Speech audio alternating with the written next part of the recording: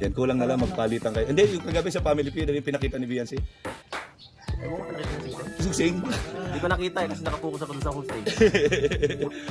Kaya sabi nung Agoy, sabi nung host, di ba? Feel na feel mo naman yung sing-sing, pinakita mo pa talaga. Kaya, kumbaga ba, ibig sabihin ni Beyonce nun, oops, ano na yan? Taken na yan. Parang taken na yan. Di ba? Yan, grabe. Yan, grabe talagang EDC, no? Grabe ang EDC. Ha?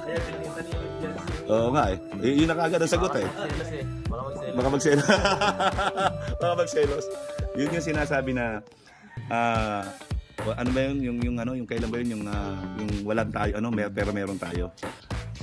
Ano ba yun yung sa ano yun sa Christmas party. Yun. Wala tayong meron sila pero merong tayo. Anong meron sila? Anong meron sa inyo na wala sa iba? Oh, anong meron sa inyo na wala sa iba? Meron kami. Mulay. Ano? Sagutin niya, sagutin yung mulay. Dilaan yung mulay. Mulay. Tinapay. Mulay. Pabira. Doon na sagot niya. Pero talaga, dinidilaan talaga. Hindi, titik. Narinig ko lang yun eh. Hindi, didila mo muna kung mainit. Di ba? Wala yun, guys. Sinasakayan ko lang yung laro. Para Kasi para enjoy. Ayoko siyempre. Parang killjoy naman, ano? Hindi masyado seryoso eh. Oo nga. Kailangan dilaan mo muna para di ka mapasok. Oo.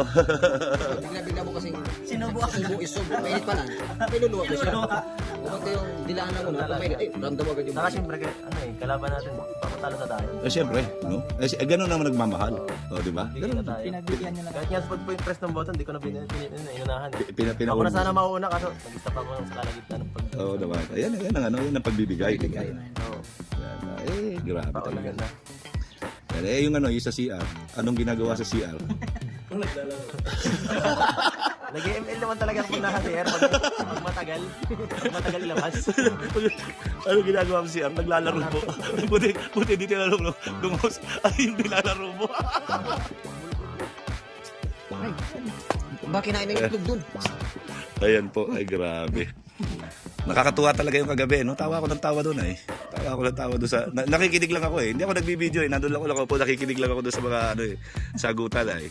Kaya sabi ko, ayos talaga. Ayos talaga si Papa Eds. Naglalaro talaga sa CR. Ayan, hindi, ano lang nila yon. Kumbaga ba, nilagyan lang nila ng rekado yung laro. Yan, siyempre kung walang rekado yung laro, kung diretso kagad Masyado mong kung siyempre tayo eh. Entertainment din tayo. Kailangan nating pasayan yung viewers. yung viewers, pasayin yung viewers, di ba? Kung masyado tayo seryoso sa laro din, parang Walang kwenta, no? boring lang din. Boring. Walang masyadong masaya mangyayari. At least yun, memorable din. Oo, talaga. Yung mga batuhan ng mga sagot, di ba? Matatandaan ng tao yan. Akalain mo yung sa CR, ano ginagawa mo? Naglalaro sa isip nila yon, di ba? Kailangan mong laruin ang... May twist. Kailangan yung viewers para maging Oo. kailangan mong laruin din yung utak nila. Utak nila, tama. Para mapaisip sila sa mga bagay na... Tama. Natutuwa ako, tawa ako ng tawa kagabi. lahat. Ako nakaupo lang, tawa ako ng tawa. Hindi ako makaano sa kakatawa kagabi ay. Habang kumakain ng balat ng lechon. Seryoso, wala. Oo nga. Kaya masyadong seryoso. Wala kang humor eh. Oo, tama. Dapat may humor ka din. Yan, hindi puro nonsense lang, ano. Oo. Tama yan, si Papa Edge, nakita niyo mga kalingap, mga ate, mga kuya. Pero hinatid mo pa talaga si wifey kagabi. Oo, kasi kung mapalit pa siya sa magulang niya, baka abutin na sila ng mag-aalaon na bago makauwi. Oo, malayo no? Diba, punta sa dito sa isang oras, balik sa oras, hindi mga tuwag, kasamahin tayo Kaya nga. para makauwi.